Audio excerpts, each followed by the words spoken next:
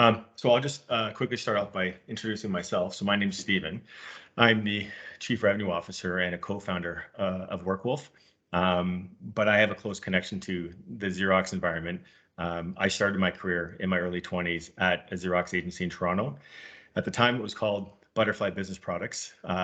When I sold it in 2018, it was called, you would know it today as Hub Technology Group. Hub Technology Group was a formation of my agency, Butterfly Business Products, merging with Bay Street Business Systems in downtown Toronto and creating what you guys would see today as Hub Technology Group. And then after I sold, I am still an entrepreneur, and I found myself investing into WorkWolf and working my way into a co-founder position. And I'm also part of our daily stand-ups as we build our platform. So whether it's intentionally or subconscious, there's a lot of what I'm trying to create that solves the problem that I had as an agent owner, which was, having a strong pipeline of good quality candidates, and then filter them for the best fit to the job, and then hire good people that will do well for themselves, do well for the company, and stay, a long time. So, and in the back end of our platform is credential verification. So we won't focus a lot on that today. Today's about understanding the Packfinder, the assessment, understanding what the results mean. But the back end of our platform is about also verifying credentials from a business standpoint, verifying academic or employment, credit or criminal when you're hiring people. But again, we're not going to talk much about that today. So just as I start, the developers I have on the call today from WorkWolf are Mike, which is our product lead, Sean, who is the head of engineering, Hans is a back-end developer, Adam, product designer. From marketing, I have Augustin, digital marketing lead, and Sabrina, digital marketing specialist. And Rob Dougan, who is the owner of Rad Potential, and he's an expert in the industry of personality assessments, closely related to the self-management group. And Rob and I have known each other since I used this tool back when I owned my Xerox sales agency. So Rob, I'll turn it over to you to further introduce yourself and take us through the training.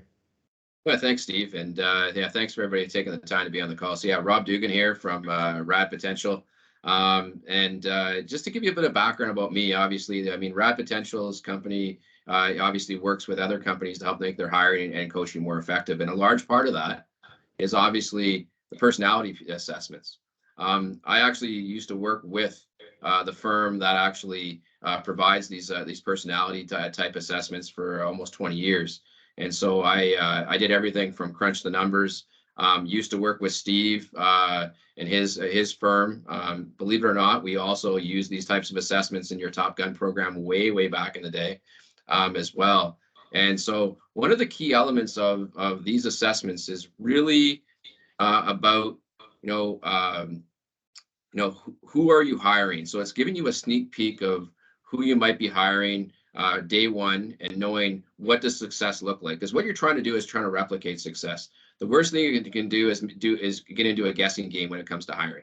And so what I want to do through this presentation today is give you a good sense of what salespeople look like. And just so you know, I've worked with organizations very similar sales distribution models to the Xerox agencies, where we were trying to replicate that success by using these assessments. And the prediction of these assessments, I'm going to tell you, like, for those who decided not to follow the recommendations, a lot of times usually end up calling us back about 6 months later and say, you know what, Rob, I think we need to listen to you this time. We're going to follow what the assessment says, because exactly what it said in the assessment the last time is exactly the type of person that we brought on board.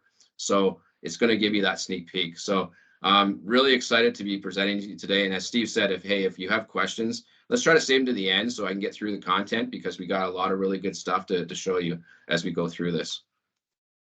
So let me talk about the Packfinder itself. So the Packfinder assessment is basically, it only takes a candidate about 10 minutes to complete online. And there's 168 personality descriptive questions. So when you look at that and you see that number of 168, it seems like a lot. It's not. And what it is like, they're just adjectives. And so, like, for example, we would ask somebody on scale 1 to 5 how enterprising they are, how competitive they are, how going they are. And I think you would start to think about salespeople in general. Those are some characteristics that you're looking for. And so what we're measuring in the assessment are a couple things. We're measuring a person's core character traits, and their communication style. So first and foremost, the Packfinder is what we call a career management assessment. It's giving somebody some free career advice so they can learn more about themselves and their personality. But what I'm going to talk to you today about is I want to share more about how does this translate into identifying what a top performing salesperson would look like with you specifically. And I'm going to talk through some of those core behaviors as it relates to the scales that we're measuring in the assessment. I really want you to walk away like looking at these assessments and saying like, I can identify with that, right? And when you look at like, what does this number mean? Well, I'm going to tell you what that number means, or what basically, if they're in this neighborhood, what it actually means as we go through this.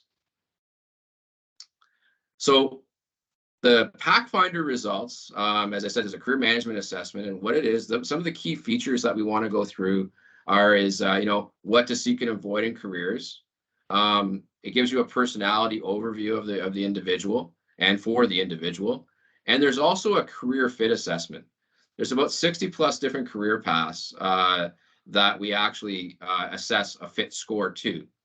And then, of course, if you wanted to update to what we call the express POP, when the POP stands for predictor of potential. So we're trying to predict somebody's potential, and say in this case, you maybe want to know about sales, then the report would become very specific for you when you upgrade to the express POP, because it's going to start to talk in a sales language. Like, for example, what's their business development and prospecting potential? What's their closing ability? How coachable are they? And some of those types of specific things. And it also gives you coaching tips and interview questions as well. So what the candidate gets is a career management report called the Packfinder, and you also have access to that as well. Both reports measure the same scales, but the key component here, and you can see that in the circle down below, it measures a person's potential. Okay, so we're not predicting work ethic. I mean, we both know that in sales, people work hard. That's a good trait. But if people work hard and they have the potential to do sales, then that's an even bigger bonus. And so in this case here, so like if you think about somebody's potential, like if you ever thought about like it's your innate ability to do something, if you cast your memory back on a position where you didn't have that innate ability, it didn't mean you couldn't do it. It just means you had to work harder at it. What we're trying to find is people who have the natural innate ability, and if we train them to do it, they're going to catch on that much quicker. And we want them to come out of the gates running real fast. And if you ever work with somebody, all of a sudden, like you did something and then they did something, and all of a sudden, like you're struggling doing it, and then they finish in about 5 minutes, well, they just had that innate ability. And so think about these assessments as helping you being able to identify who has the innate ability to sell, right? Who has the natural born sales DNA. And that's going to, and obviously, if somebody has a natural born sales DNA, then they're going to perform for you, which obviously increases revenue and top line for you. And then on top of that, they're potentially going to stay longer with you as well, which is retention, which is going to reduce your costs, which are really the two key elements that you should be thinking about as you go through a selection process anyway. Will they perform with us and will they stay? And this assessment will give you elements of that. So I'm going to take you through this, what I would call a bit of an overwhelming page at this moment, but I'm going to help you make more sense of this. So this is actually, Steve's assessment. So this is actually Steve and who he is. And obviously, he worked in your world and was very successful. And this is typically what a successful people would look like. I can cast my memory back to around, 2004 and think of your Top Gun program. A lot of people who were successful, looked exactly like Steve's profile. But what I want to do is I want to help you make sense of each one of these scales and how it ties back to sales core behaviors, so that when you're looking at these things, like I want you to make like a better decision. Like, don't look at this as being the overarching decision in your selection process when you're looking to hire somebody, but look at it as, you know what? It'll either challenge your intuition or it'll agree with your intuition after you've met somebody.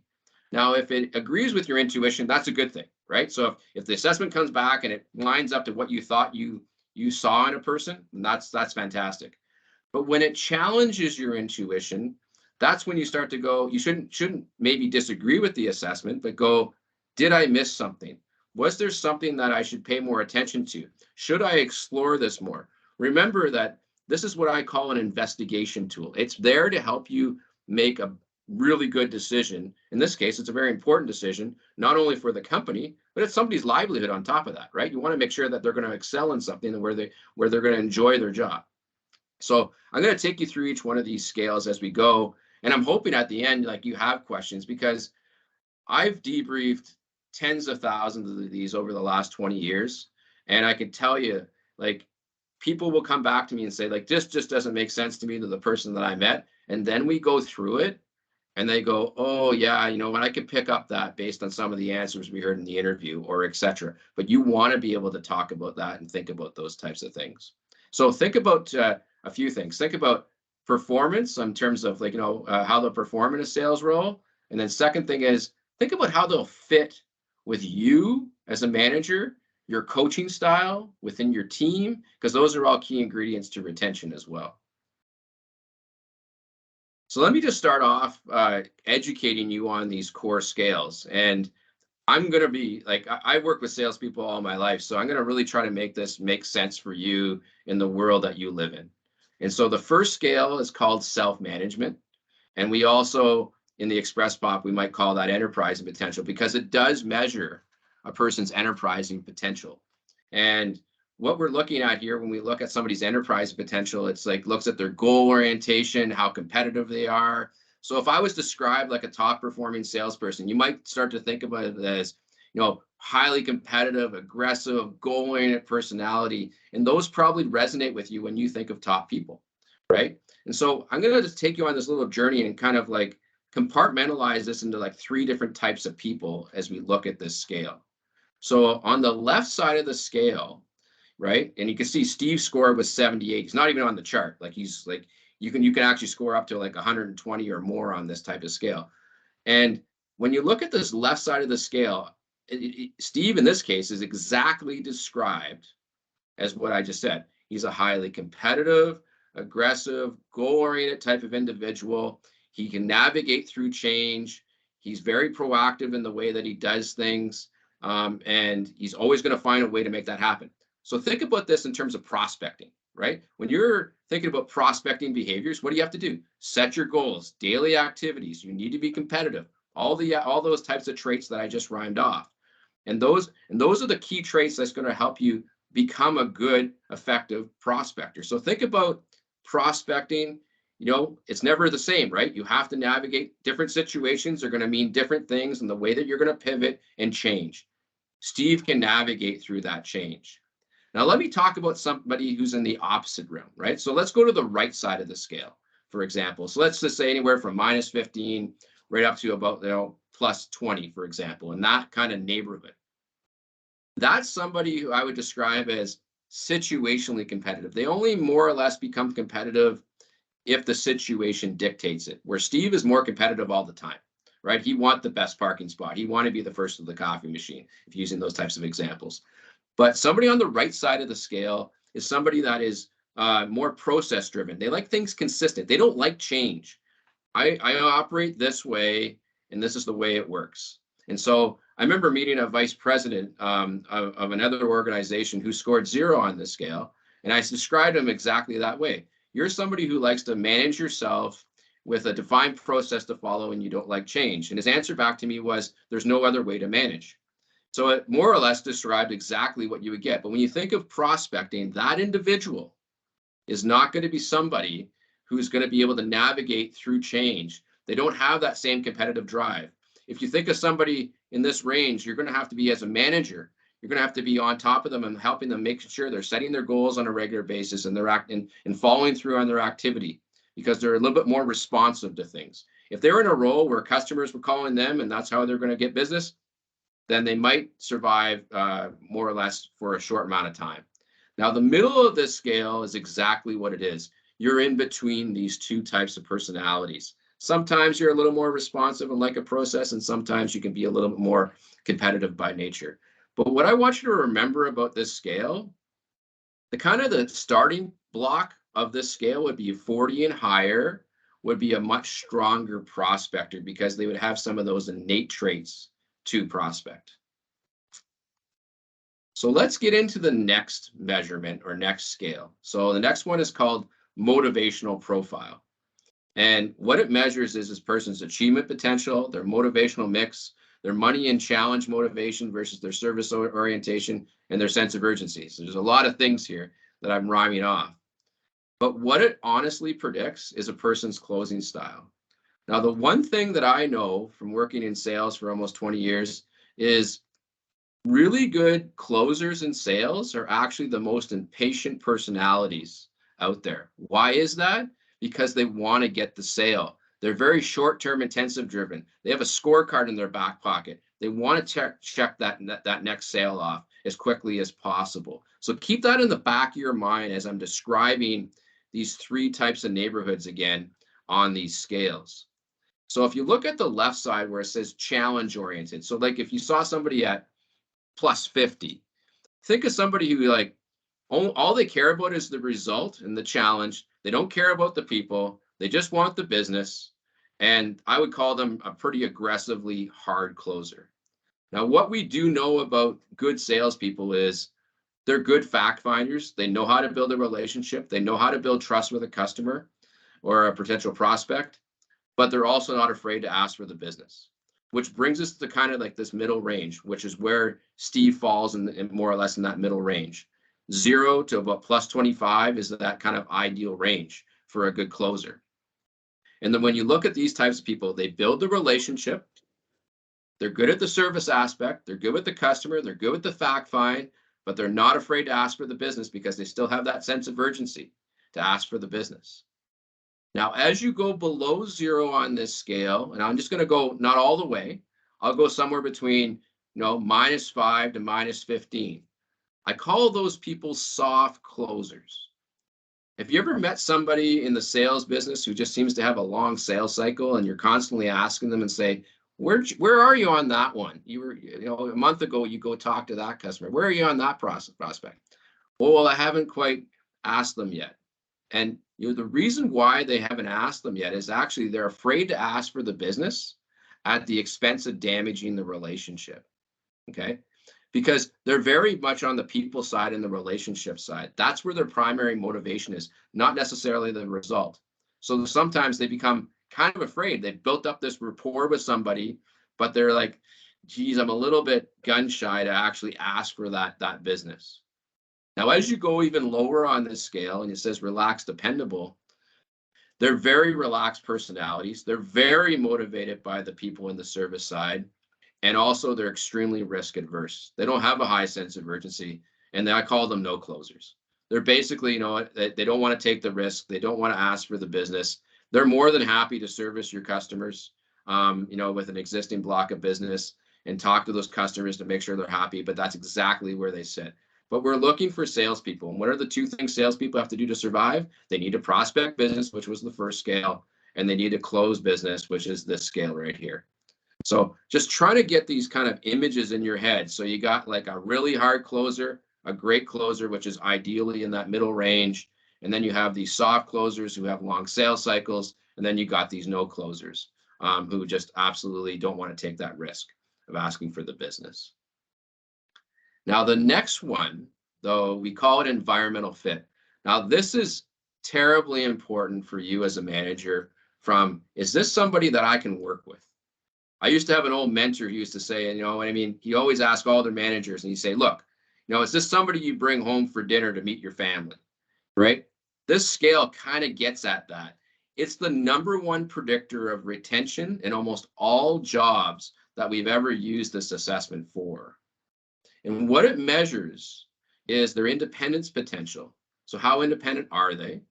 Their need for structure and feedback. And what's the coaching style that we need in order to interact with this person and how they're going to fit with us as a manager and you as a company? And think about your corporate brand and culture, because this is terribly important to who you are. And so think about this as the coachability scale. Is this somebody we can coach? And when we look at this scale on the left side where it says very independent, these are the adjectives you need to think about here is, I don't like structure, I don't like feedback, and I don't like being told what to do. Now, from a managerial and a coaching perspective, that's somebody who is going to be difficult to coach because they're not open to feedback. They're very much a lone wolf or a lone ranger when we look at this, and you're going to be challenged by that type of personality. But some people might gravitate to your type of sales environment because they're going to be out there interacting with customers. They're going to be working on their own. So being autonomous in what they do is maybe why they're attracted to you. But there is some people who are on that extreme level. It would take a very good manager and very good coach to be able to work with those kinds of people. Okay. Now, in that middle range, it's independent oriented. They like their autonomy, but they're open to some level of structure and feedback. Okay. So they're easier to coach, but they fit your model of like that independence. And if you look where Steve scored, he's independent. He doesn't like to be bound by a ton of structure, but he is open to it, and he is open to providing feedback. He is open to receiving some levels of feedback, but doesn't want it all the time. But that's somebody that can be coachable. Now, as you start to go into this team-oriented range and very team-oriented range, these people, I wouldn't say they're not independent, but what I would say is if they had a choice of an environment that they would prefer to work in, they'd prefer to work in a very collaborative environment, somewhere where they have a high need of structure. Feedback is consistent and often all the time.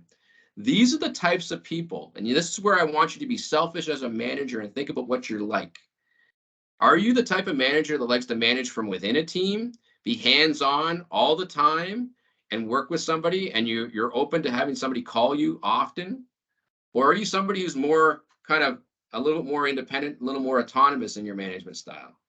Now, the reason I bring that up is because the left side, they might seem needy to some people because they ask a lot of questions. They don't like to make decisions independently without asking multiple people, right? And so even if there's a sale, they probably have to ask 5 people, you, 5 other reps, what do you think I should do? Whereas somebody like Steve would be like, he can make that decision independently, go forward and do that. And the reason I bring this up is if you're a manager who sits on the left and you hire a bunch of people who are on the right, you're going to have a retention problem because you're polar opposites to each other. Okay. So this scale is important. And I say to all managers, be selfish and think about what you're like as a manager and be honest with yourself and try to map yourself as closely to people that will match your management style. And that should also improve your retention overall. And it's also going to make it easier for you to coach those individuals because they match your style.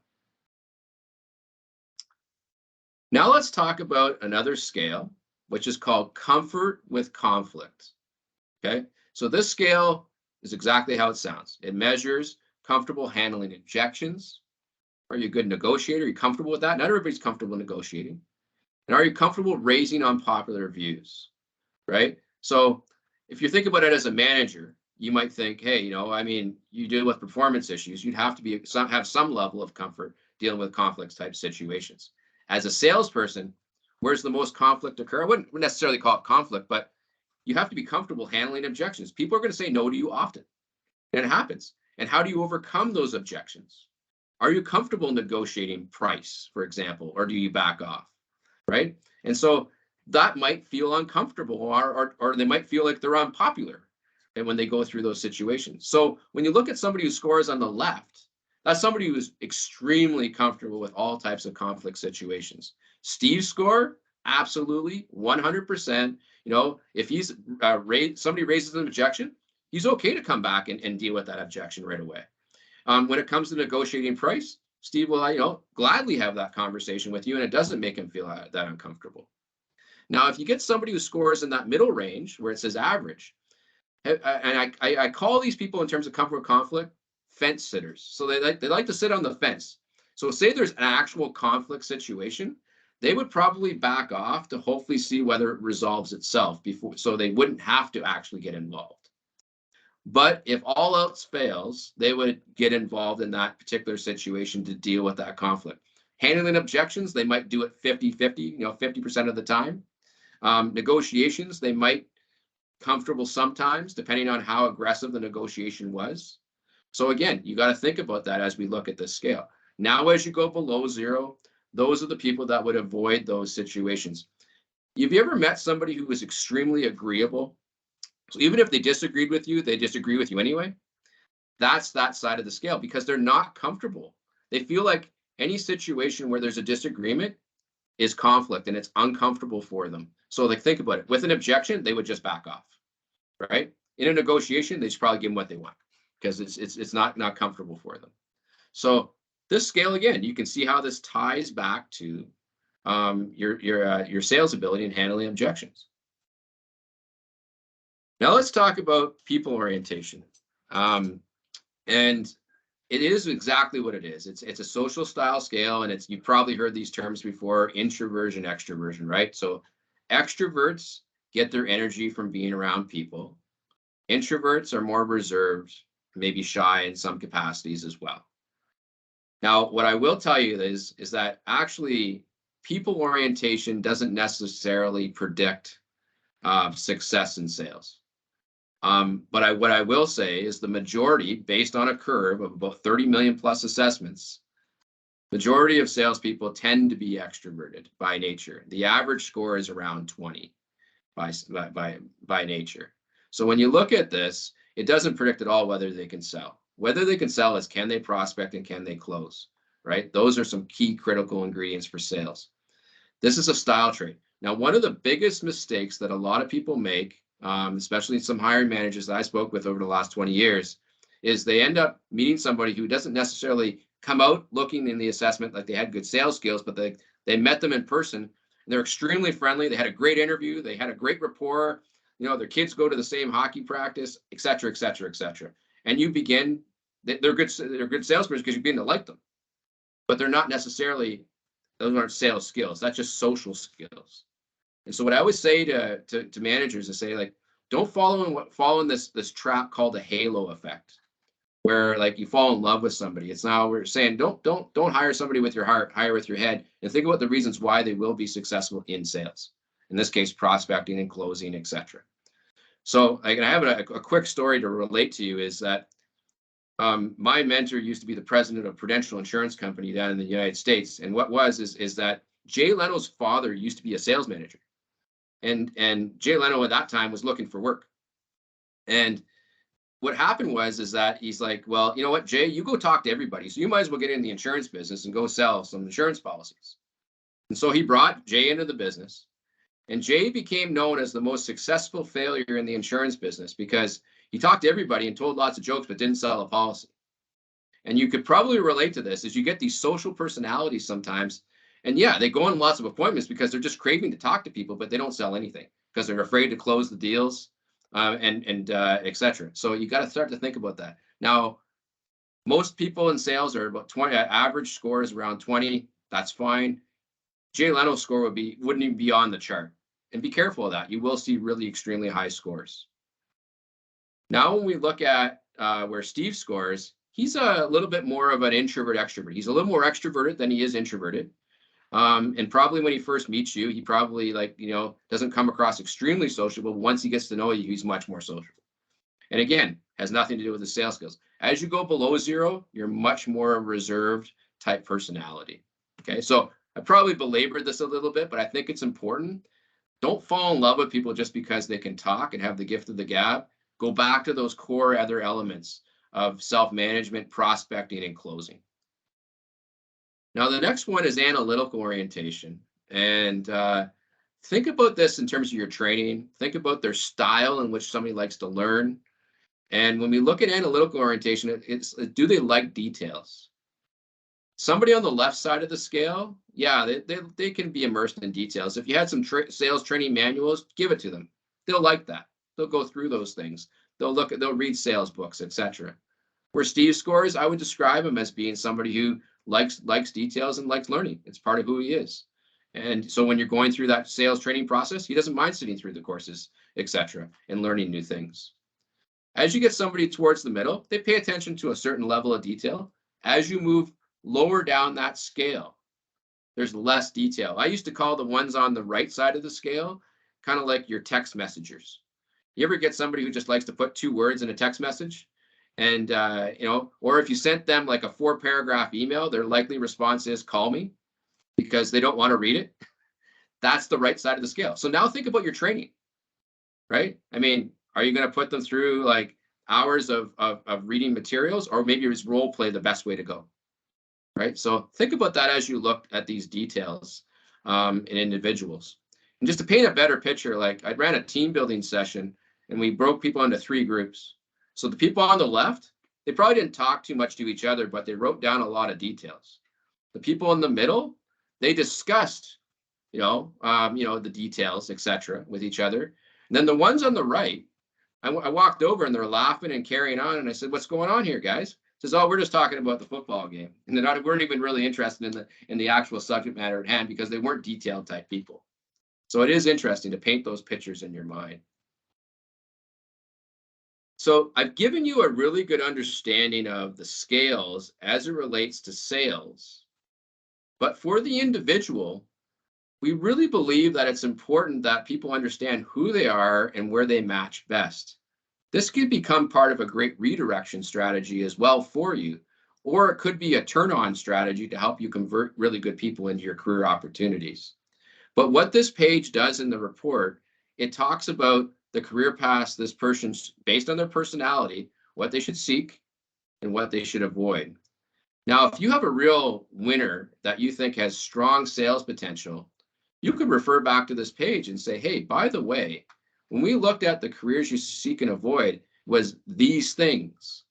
And you know what? We offer those things. And I think you look like the successful people that are in our current agency today."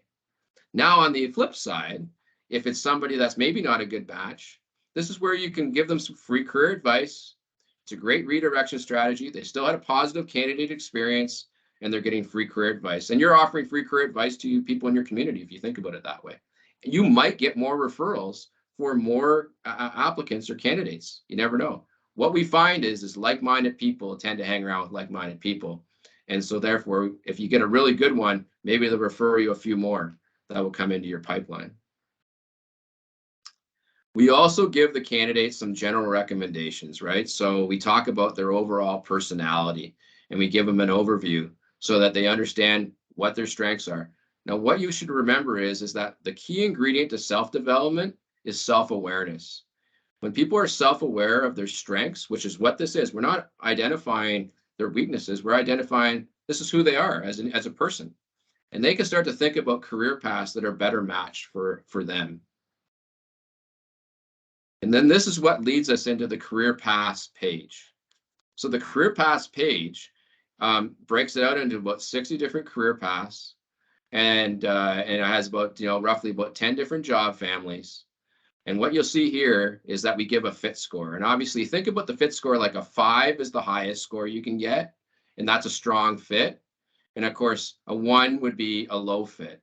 And this is all based on just your natural disposition, based on millions and millions of these types of assessments being done and benchmarked against roles, against performance, etc.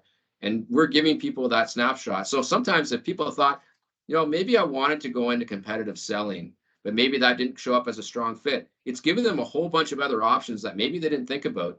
And Steve and I just had this conversation the other day with another client of ours where we actually said, "Hey, maybe what if they weren't a good fit for that particular role?" And that guy said, he goes, "No, it's actually way better because, we all ended up probably in careers we didn't think where we'd be. And actually, maybe it's a great fit for us." And this is now giving me that sneak peek, before going down the road 10 years and figuring that out, we're figuring out this early on in our career path. And so this becomes extremely valuable. And you can see here, it just as Steve's profile we identified, you can see competitive sales is over here under marketing and sales, and he's a 5 fit. So it's a perfect fit for that. Rob. And so, go ahead. Can I just add something in? So for those of you that have seen our platform and our pipelines with candidates in them, we have the ability to filter. And Rob, I'm sure you're probably going to get into this. I'll just give my piece on this. So when you decide to filter a pipeline by, for example, competitive sales, what you're doing is you're asking it to put everybody who's a 5 fit or closest to a 5 fit towards the top. It goes from 5 to 4.5 to 4 all the way down to a lesser fit. If you change it to relationship sales, it'll refilter the pipeline with the best fit to relationship sales first and then down. And so that's how if we put hundreds of people into your pipeline, that's how we first start to organize them by, tell us what is the fit score that you want to filter by, and we use these scores to do those filters. And what's also interesting, Steve, is like to kind of tie it back to you right when you introduced yourself. You owned an agency and you were very successful. You sold that agency, and then you were looking for another opportunity. And where did you end up? In another entrepreneurial type of environment, right? And when you look at this, it's Steve's FIT scores: entrepreneurial and self-employment, 5, 5, 5, 5. So this is just showing you, like, here's a real live example of somebody like Steve who was successful in your environment, which this assessment identified as somebody who would be successful. He's now pursuing another career, path in being an entrepreneur, and this assessment is telling Steve that this is a natural fit for you as well.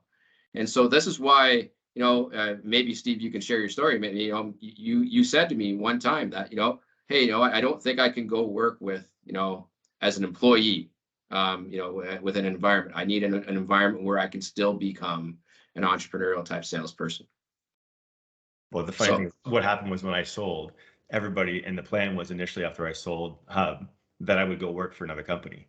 And the funny thing is, the more people I told that story to, everybody was saying, well, you can't do that. And I'm like, well, yeah, I can. If you keep telling me, no, I can't do it, I'm going to show you that I can. And I actually went on some interviews for some senior level leadership positions. And I would sit in these interviews, and throughout the whole interview, I'm like, I don't want this. So initially, my competitive nature was to say, well, if you say I can't do something, I'm going to show you I can. And then I go do it, and I realize that that's not where I want to be. Actually, it's funny. We can always learn from this, because I've actually never looked at my own scores down there in terms of entrepreneurial self-employment. I never looked at the 5s. I've only ever looked at the competitive versus relationship sales filters. So that's interesting. Yeah. So, and I'm just going to say, like, I've been doing this for almost 20 years and debriefing these types of assessments, spoken to tons of entrepreneurs, tons of sales managers, etc. And this really does give you that sneak peek 3 months out and what you're going to get into.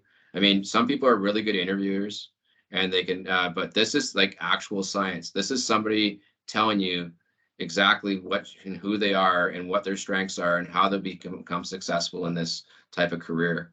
So I'm just going to close this presentation window so I can all see the faces of you now, which is great. And maybe, Steve, you can open it up to some questions to the group specifically. So I will start by saying I used my profile because it's the only one that I had, and I was an agency sales rep, and I was an agency manager, and I was an agency owner. But I do think that Mark and I have to share the spotlight, because Mark's personality, I would have used his profile if I had it, but Mark's personality, funny enough, on paper is actually almost identical to mine. So it just goes to show that, Mark, I think, Mark, did you start off as a sales rep with Westex as well, or did you come? Yeah, it's the same. Okay, so yeah, I mean, if there are any questions, I have a couple things I want to add, but maybe we'll just start off with some questions if there are any, or comments. I have a question. I mean, first of all, that was really great. That was a really good overview. That was exactly what we were looking for. So thanks for that. So we started using WorkWolf and these Packfinders. We've been using it for about, I guess, a month, maybe 6 weeks now, and we're going through a lot of them. But the one question I had was, what is the difference between relationship sales and competitive sales as WorkWolf defines it? Because we're getting some interesting profiles back where the candidate is a very strong, like 95% match for relationship sales, but a 25% match to competitive sales. I'm trying to figure out if the roles that we're applying for is actually a competitive sales role or a relationship sales role, because I define it somewhere in the middle of that in terms of my own definitions. But I'm wondering what your comment is on that. Do you want me to answer first and then you answer second, Steve? Is that okay? Yeah. So the way I picture both the difference between competitive and relationship sales, I kind of look at it, it's almost like the hunter-gatherer type mentality, right? So competitive salesperson is very much a hunter. If you think about somebody who's like more or less in, their income is dictated by 100% commission, for example, they must go out and seek that business and find that business. It's almost borderline to almost being an entrepreneur, because your hard work, etc., is dictating your success. Now, in relationship sales, what we're finding is those individuals, there tends to be more pre-established relationships sometimes. And so the prospecting side is not nearly has to be as strong, or a business development side doesn't nearly have to be as strong. Both though have to be fairly good closers though, competitive, etc. So I would look at it from the BD side when you're trying to define competitive sales, and the real strong competitive salespeople are really the pure hunters. Like, I hate to use the term like eat what you kill, like, and you go out and that's who you are. But the relationship sales, sometimes they get, a book of business, they can work that book of business, maybe make some cross sales, and that's maybe where some of those relationship sales. And that's always the way I've defined it. I wonder if you have a different perspective, Steve or Mark, from your perspective. I'd actually be very interested to hear what Steve's perspective is on the roles that we typically apply for, because I kind of have my opinion. I'm somewhere in the middle on it, but Steve, I'd be interested to know what you say. So I think that the agency job has evolved over the years. I mean, years ago, 20 years ago, it was 100% commission, and you would for sure only be looking for a competitive salesperson that would thrive in a commission-only environment. I think, well, especially for us at Hub, before I sold, we really evolved. That our compensation plan evolved. But I actually don't think that we're really looking for that different of a person. Our compensation plan evolved because it had to, or else we wouldn't attract talent that we wanted to attract. But the person and the personality that would be successful in the role, in my mind, is still more leaning to a competitive sales filter. But the problem is that I think that the people that are a strong fit for competitive sales are few and far between. You'll find many more people that are a fit to relationship sales than to competitive sales. The challenge you have sometimes is if you're just filtering for competitive sales, you might not get the volume of people that you want to take a look at to hire. But so the way I would end my answer is I would say that if I were to go back into doing what I was doing before and own an agency, knowing what I know about our assessments, I would so I think, Mark, I think the answer is your profile of what you're looking to hire may be a combination of both competitive sales and relationship sales. And on our platform, and I don't think we've talked much about it, but you do have the ability to be able to create your custom benchmark. Yeah. This is where we talked about, having all of your current employees take it, assess, I mean, 6 weeks ago, you started assessing everybody that you're looking to hire. Continue to compare back those, hire people through after they take the assessment. You'll compare back to whether people did well, didn't do well, and you look back at the assessment. And I think over the period of the next 2 or 3 months, you'll have enough data yourselves to create your own benchmark of the type of personalities you're looking for your roles. And then you're going to create more than one benchmark, because you have right now more than one type of job that you're hiring for. You have a graphic communications job you're hiring for. That person, that experience level, and that personality might be a little bit different than the general sales rep role. So I would still say to lean more to competitive sales. You'll find fewer of them. If you expand that, then yeah, you go to relationship sales. But I think ultimately the goal between yourself and your managers is to use this assessment as much as possible.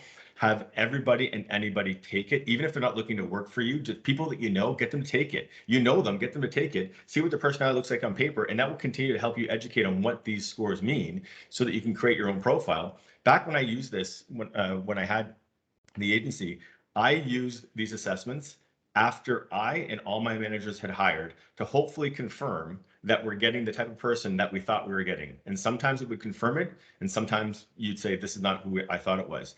We did it at the end because I had to pay $100 per an assessment to do this. What we've created now is we've created this intake strategy where it allows you to give this to everybody and anybody for free, assess the personality at the front end, and then we'll get better at these filters to filter the right personality.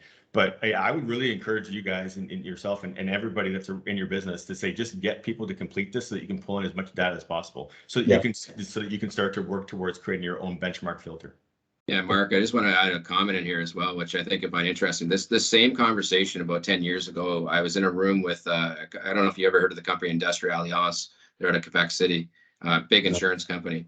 Okay. Anyway, the vice president of sales was having this exact same conversation about advisors in his business. Are we looking for a relationship salesperson, or are we looking for a competitive salesperson? And I always remember this comment, and I think it will resonate with you, and it is that he said to everybody, he says, look, he says, if we're making a decision, he says, I think it's easier to tame a crazy horse than it is to ride a donkey. And we all laughed at the expression. He says, but think about it. If I hire a competitive salesperson, it's easier for me to pull the reins back than it is to push a relationship salesperson to become more competitive. Mm-hmm. And so what he's decided was, he says, look, I said, I'd rather hire the more competitive salesperson for the exact same reasons that Steve just mentioned. Because if we had to pull the reins back a little bit where they had to become a little bit more relationship, it was easier for them to train and develop than it was to force somebody in a position that they're not comfortable in. Okay. So I have another question if so is there a way to look at these assessments? I mean, going back to the environmental fit, you start to say that, you want to hire people that will be, a good fit for your personality as a manager. Generally speaking, are you looking for somebody that is the same environmental fit score as you, or somebody who is different on the scale? Like, I'm a 30 on the scale. Would I naturally work better with 30s, or would I work better with people on, lower or higher on the scale? Like, how do you look at that?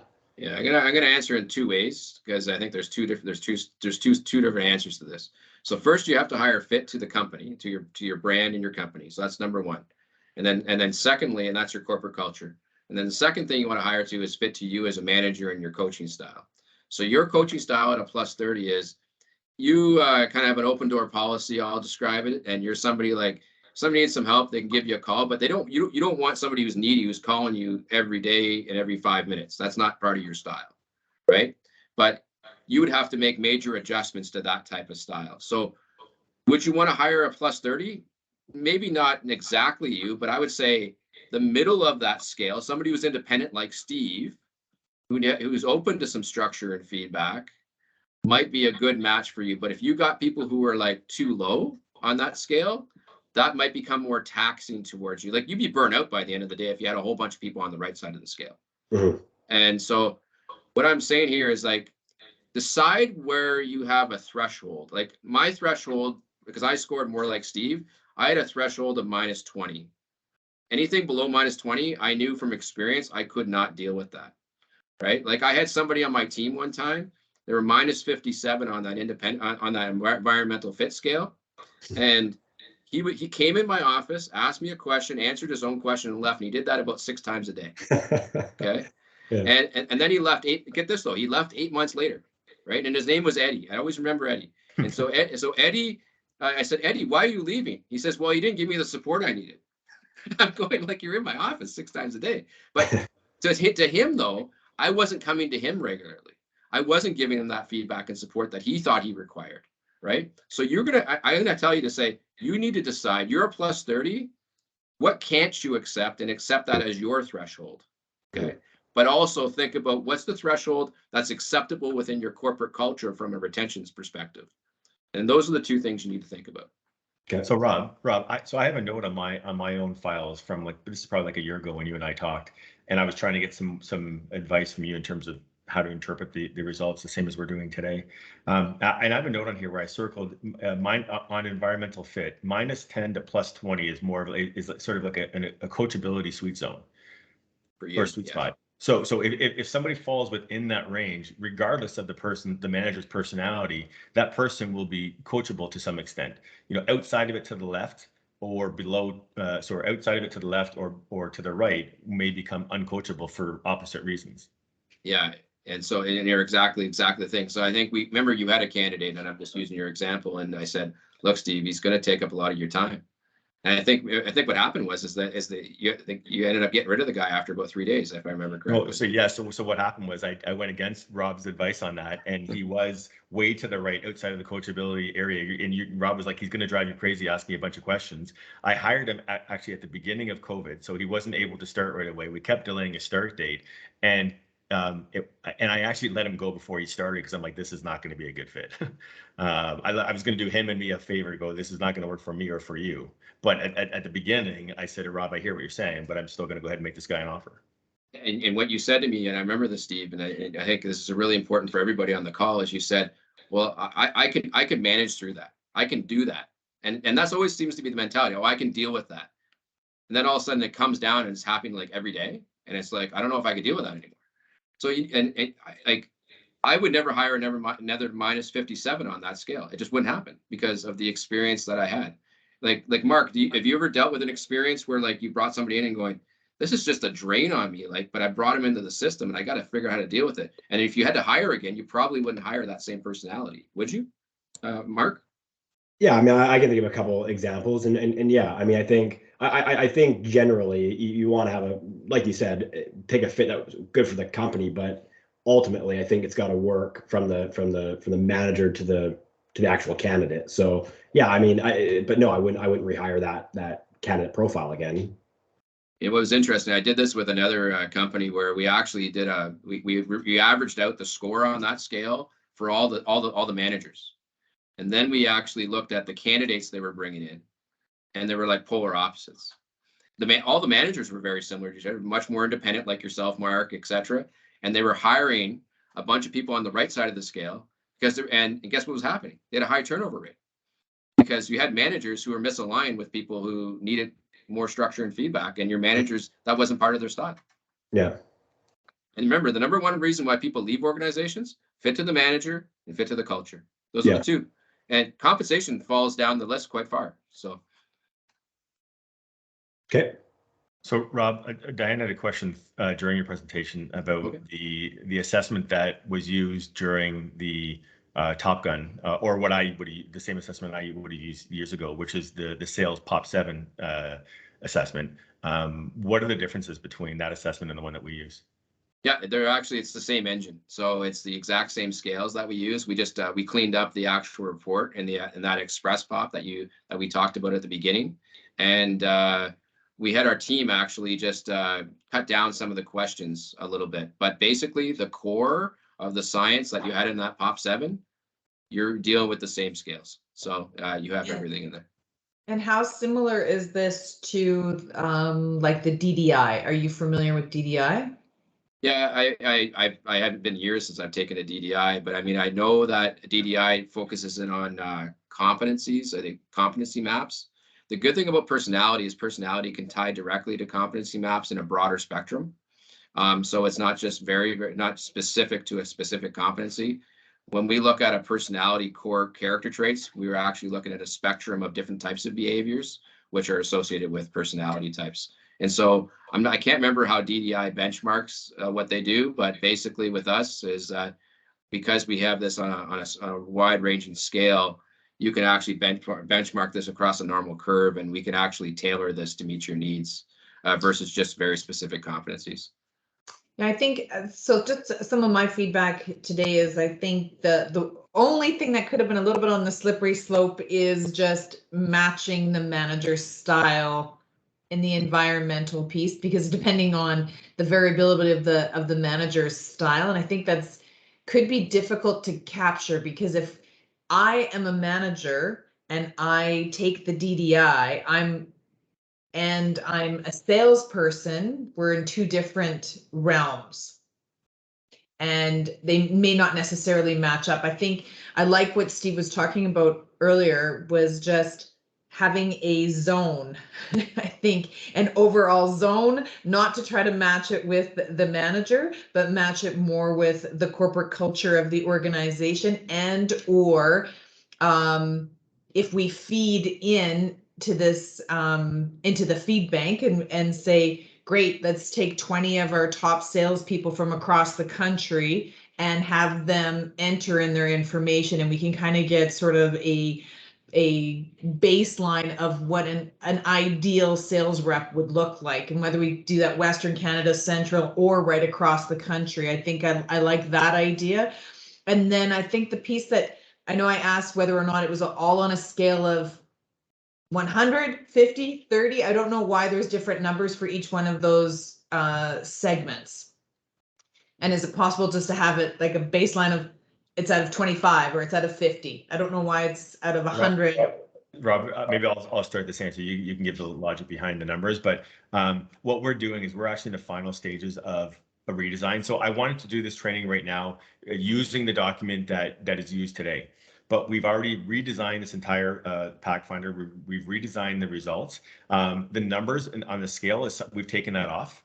There are some numbers that are negative, and it has this negative connotation, and this is not a right or wrong profile. It's whether or not you're a fit for a specific job. So so what I did want to is Rob can answer why it's there now, but in as of like next week, it'll be removed. Mark, and I want to make sure yourself and your managers know that as of like probably like next Friday, we'll have our redesign done. We've tried to modernize the way the information is presented to the candidate and to you guys. We use a color scheme. Just when you look at the entire redesign, Yes. It looks like a fresher, more modern report.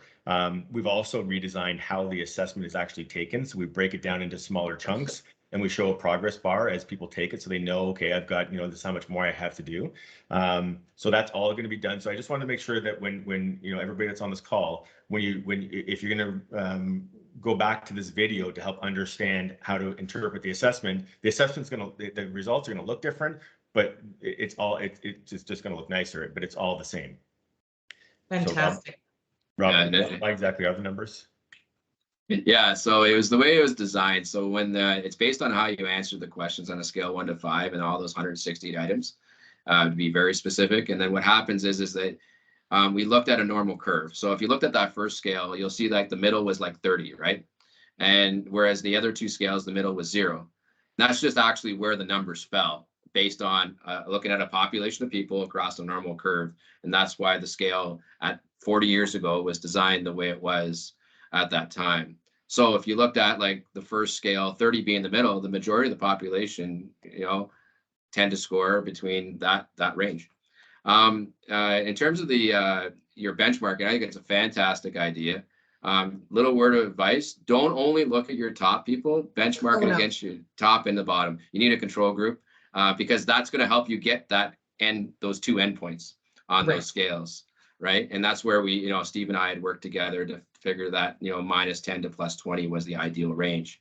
And I just want to correct myself on the matching pieces. That when I think about matching, I just think about style, and I want people to not say like your comment was, if I'm a 30, should I hire 30s? No.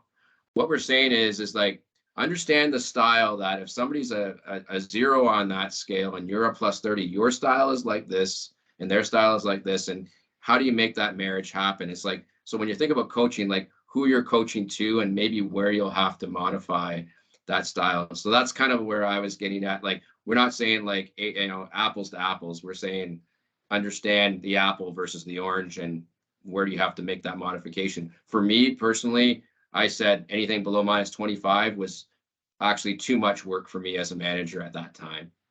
And I had higher turnover as well. So So I know that we're wrapping things up, but I do have a question for you. So let's say because I know it's all relatives, or maybe somebody took more time and energy completing it. Maybe somebody was watching TV, maybe somebody's looking for a job, maybe someone's not. So I understand that sometimes the amount of energy that they put in it depends on what type of output or input we get.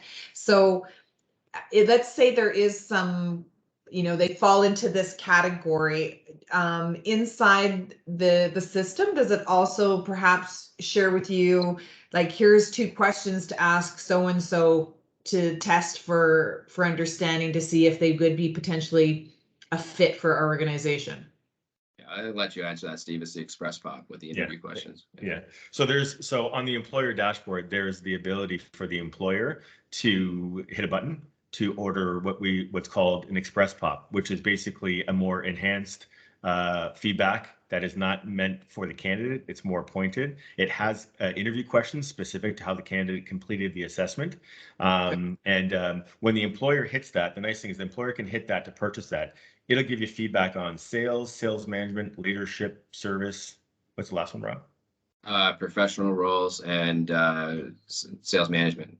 So now you've got this report that's not just about hiring, a salesperson. It gives you more detailed information about whether they could be a leader within your organization and that kind of stuff, plus interview questions. So the employer would then purchase that report from us, but nothing else. Like that report is populated off of the original questionnaire that was completed for the free Packfinder. So there's nothing else the candidate needs to do.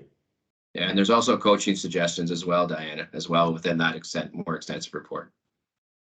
Yeah, I'm very familiar with the DDI. We used to use that years ago, right, Mark? That we would have them completed, and then throughout their career would coach some of us would coach, go back and refer to what they originally had them completed again to see if there was any variables over a couple of years. And to my surprise, quite often they were quite similar, right? So it's interesting because as we do a quick snapshot, if we were to do this, if I were to complete it today and then complete it again in 6 months, chances are it's going to be the exact same again, right? So, which is consistent when we're trying to find that ideal candidate to do a quick preview. We just want a snapshot. Is this potentially a good fit for us?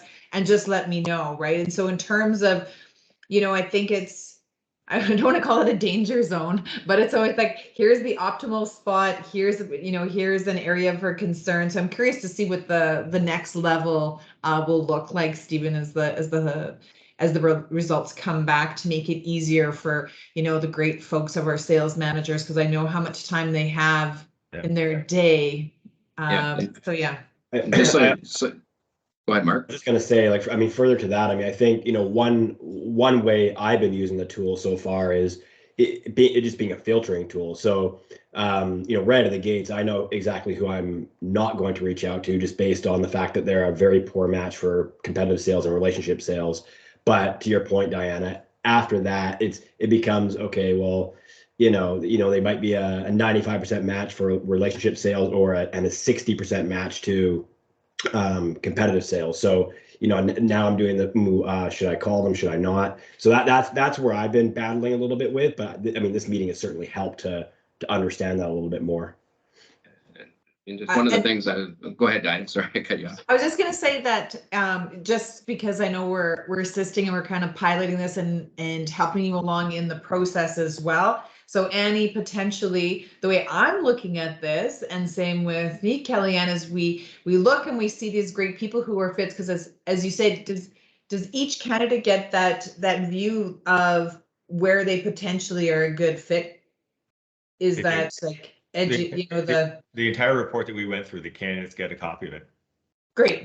So we're now then, in terms of aiding us and helping and supporting us, if we see that, this potential candidate is going to be great at relationship sales, but also we notice that they're awesome in the tourism area, then that's an opportunity for us to say that there's definitely correlations between folks that are going to be great in outside sales. They're also going to be great in tourism. So for us, looking in other avenues and then doing some passive candidate searches in those areas as well.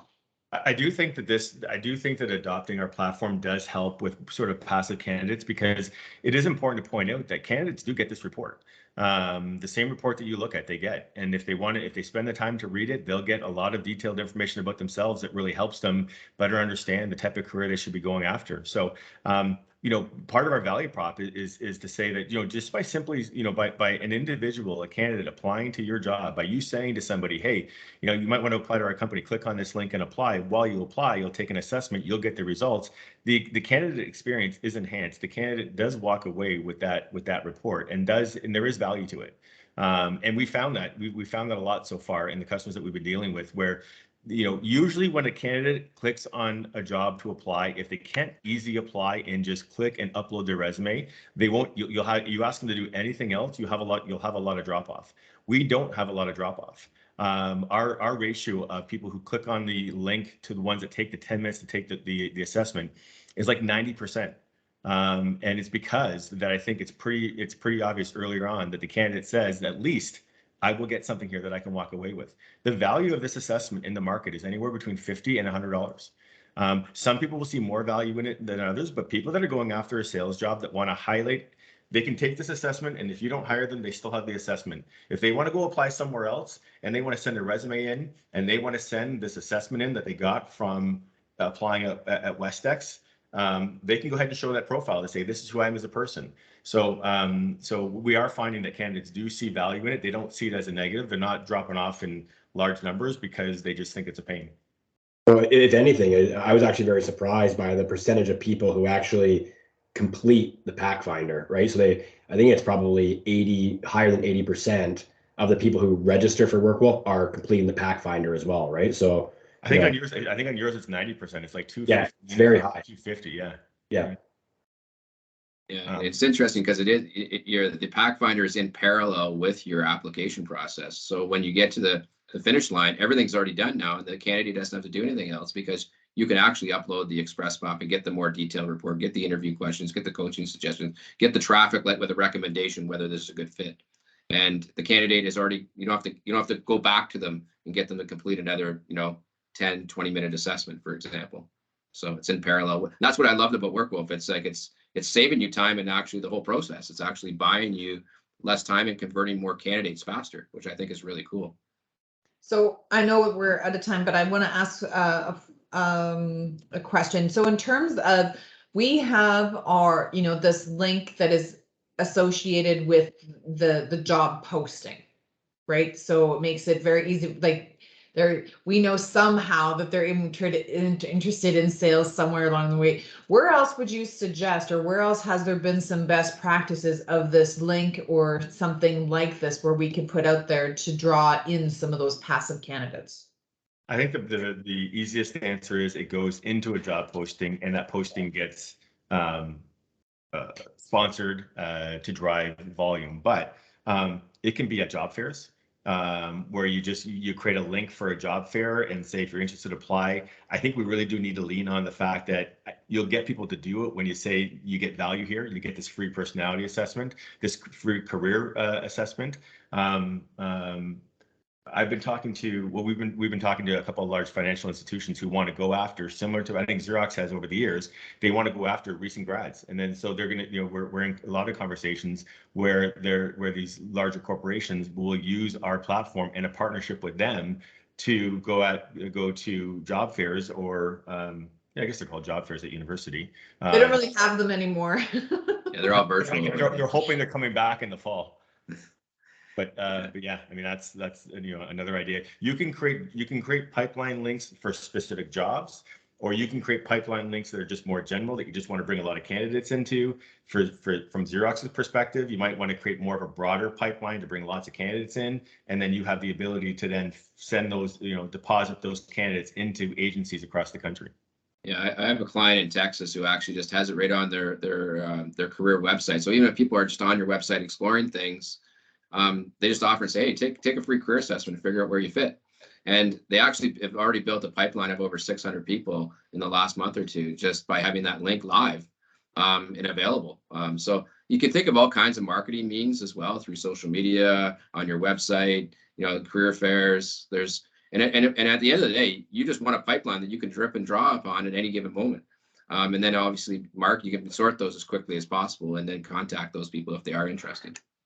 So Robin mentioned at the beginning that he owns a consulting company called Rad Potential. If you actually went on to, I think it's radpotential.com, scroll down to the bottom right corner, and Rob has a link on his website to offer the free career assessments to those who go to his website. So even agencies, on your website could do the same thing. I mean, Mark, you could create a pipeline that is a separate pipeline just linked to the WorkWolf link you have on your website, and see what kind of volume you have that comes in directly through your website.